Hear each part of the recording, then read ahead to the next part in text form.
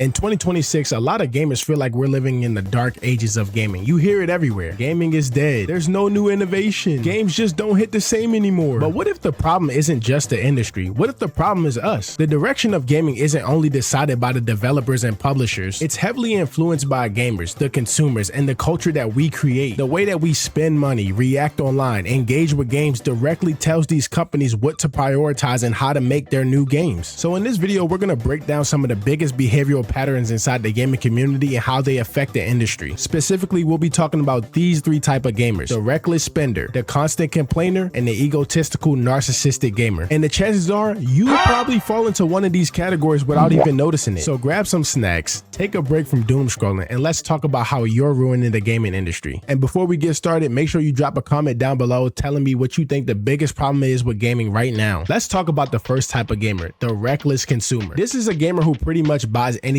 companies throw at them, even if they know it's bad. And the crazy part about these people, they're usually the ones telling everyone that the game is trash. They complain about greedy monetization, recycled gameplay, lack of innovation, but they're still the ones pre-ordering the game for $100. They buy VC, they grab new skins, and they run it back every single year. No disrespect to you, play whatever you want, but the players most affected by this are the people who only play sports games, shooting games, and fighting games. Just look at some of the most purchased games on the PlayStation Store in 2025. NBA 2K, Madden, college football, Call of Duty, Battlefield, GTA 5. Year after year, it's the same cycle. Like take 2K fans for example. Every year they complain about the same stuff. This game is trash. The devs don't listen. They're money hungry. And yet the numbers still stay strong. If the experience genuinely frustrates you, the question isn't why is the game bad, it's why do you keep buying it? Even cheating has become part of the conversation. The players talk about the new Cronus Zen and how it creates competitive imbalance. Yet the ecosystem continues to thrive because engagement and spending never slow down. From a business perspective, companies respond to behavior, not complaints. And that's the uncomfortable truth. The gaming market is driven by demand. Now let's take a shift over to anime games because this is another perfect example of reckless consumption. Publishers like Bandai Namco understand one thing extremely well. Anime fans love their franchise. That emotional attachment makes fans more likely to buy games tied to their favorite franchise, even though the games are repetitive and underwhelming. And you can see the pattern. Many anime titles default to arena fighters, regardless of whether that gameplay style fits the source material. Dragon Ball and Naruto work so perfectly well with this because their stories heavily revolve around direct combat. But when you think about a show like One Piece, the appeal isn't fighting, it's exploration. It's adventure, world building, side quests, character journeys. Naturally, fans would expect to go into an open world RPG when they think of One Piece, not an arena fighter. We've seen similar conversations around modern anime games tied to similar franchises. Even when the reception is mixed, the sales still stay strong because fans want to support their favorite series. So that brings us back to the core idea. Consumers have more power than they think. Yes, I know, some people will always buy the game, but if enough players change spending behavior, companies are forced to adapt because revenue is the clearest feedback that the market provides. If the industry is perceived as money driven, then the strongest feedback isn't outrage, it's selective spending. Next, we got the constant complainer. What is the constant complainer? Well,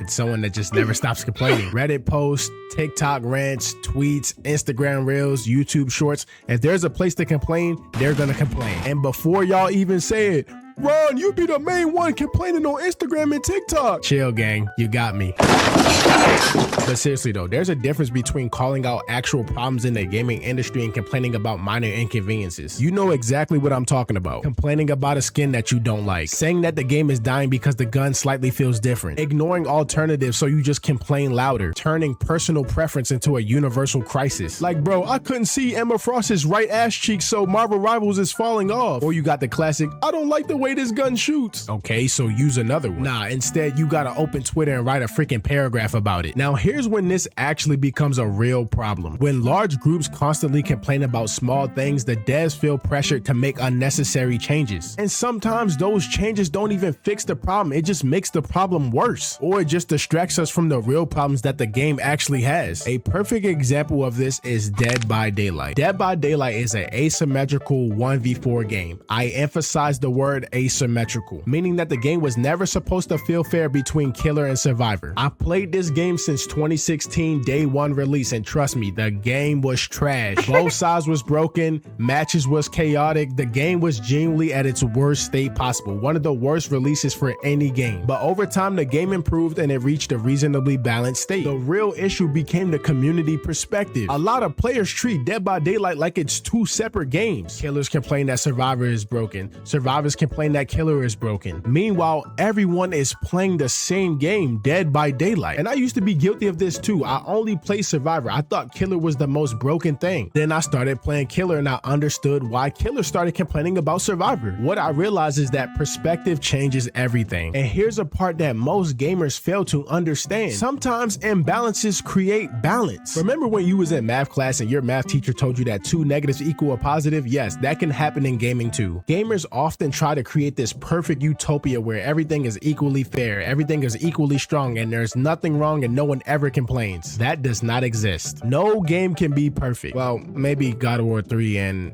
Little Big Planet and Sonic Adventure 2. Look, sometimes games can be perfect, but for the most part, games are not going to be perfect. But seriously though, some of the most fun memories came from the cheesy and broken things inside of the game. Imperfections create chaos and chaos creates memories. Another issue I want to hit on under the constant complainer is the creator influence. I cannot stand when big streamers or YouTubers complain about niche frustrations. The devs are going to naturally pay more attention to them because their voice is amplified. And what that does is lead to changes that don't represent the average player experience. I'm not gonna say no names, but I think we all know a game that got ruined or something in the game got ruined because a creator could not stop complaining about it. I say all this to say complaining isn't necessarily bad. Feedback is necessary, but there's a difference between constructive criticism and emotional overreaction. If you're giving thoughtful feedback, that helps the game grow. Yes. If you're creating subreddits because Invisible Woman's cleavage isn't out enough, or your favorite gun in COD got a little nerf and now the game is unplayable, you need to take a break. It is never that deep. Last, we got the egotistical narcissistic gamer. This is probably the most underrated talking point of this video, so if you're still here, I love you. Aww. Go ahead, like the video, comment down below what your favorite game is, and subscribe to the channel if you're new. Now, the ego gamer may not seem like it's not that deep, but it really is. These gamers represent how the culture of gaming has changed. And I know these gamers have always been a thing, but I think it's 10 times worse in today's time. If you beat someone in the game, you're a sweat. If you're above average in the game, you're a sweat. People will make the word sweat seem like it's a bad thing, and honestly, it's the same thing vice versa. Competitive players will shit on casual players for not playing like their life is depending on it. This competitive versus casual gaming thing has created egos on both sides, and it's ruining the gaming culture. Back in the day when I got destroyed by a sweat, I sent them a friend request and I took my ass back to the lobby. I didn't go, "Oh my god, but you need to take his try hard ass back to the lobby.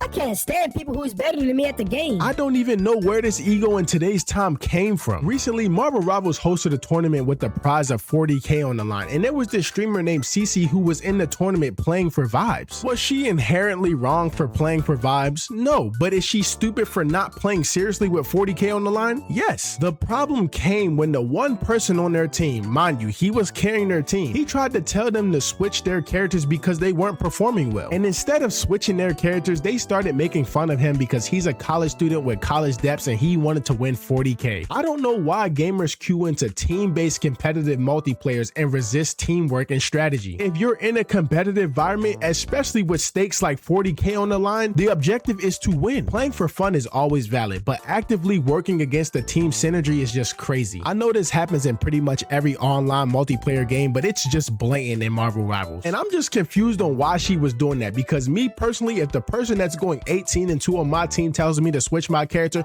bro, I'm switching my character. You need me to make you some coffee, I'll make you a coffee. You need me to grab you a honey bun from the store, I'll grab you a honey bun from the store. Shit, I'll even twerk if it means we win 40K. But nah, seriously, this ego problem contributes to community division. Like, instead of collaboration, you get competitive versus casual wars, skill shaming, anti-sweat culture, players refusing accountability, team environments becoming hostile. And in today's gaming industry, the last thing we need is community division. We need to come together, because at the end of the day, the gaming culture thrives when people respect different play styles. It's just important to understand the context context of environment that you're in. Fun and competition don't have to be enemies, but player ego makes them feel like they are. I want to wrap this video up by saying the gaming industry is really bad right now. The gaming culture is really bad right now. We're really just complicated as a whole, but I'm trying to be the channel, I'm trying to be the creator that brings all of us together, because honestly the industry right now is a complete representation of what we bought in the past, what we complain about, and how we interact with each other. So before you go blaming devs for everything, sometimes we gotta look in the mirror too. It's the man in the mirror, no Michael Jackson. I believe that if we change the culture of gaming, the industry will follow too. Stop recklessly spending. Bro, I know how hard it gets. You really like basketball, you want to play 2K. You really like that new anime game because it's your favorite anime, I understand that, but bro, come on. Stop always overly complaining about minor inconveniences in the game. Bro, you're playing a video game. It's pixels on the screen. It's not going to be perfect. And just drop the ego. We're playing the same game, bro. If he's better than you, he's better than you. If he's worse than you, he's worse than you. Who cares? If you enjoyed this video, be sure to comment down below what your favorite snack is.